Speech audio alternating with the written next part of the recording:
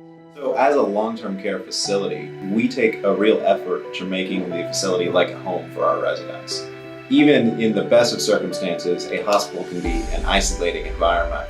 So having that family connection, that ongoing connection, it can definitely improve quality of life and in some cases even improve clinical outcomes.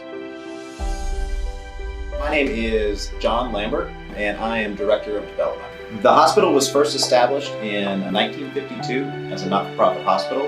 In 1982, they started the process of building the long-term care ventilator facility. And since then, we've grown to be one of the nation's largest freestanding ventilator facilities.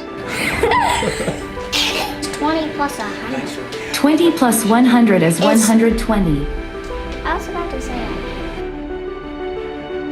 We've given patients the access to voice assistants. About 80% of our patients have some form of limited mobility. So having the voice assistant, and certainly having something like Temi, really enables that individual to get out of their head, so to speak. Definitely one of the first applications is going to be allowing our patients to communicate with their family and rekindle the connection that they have with their family members.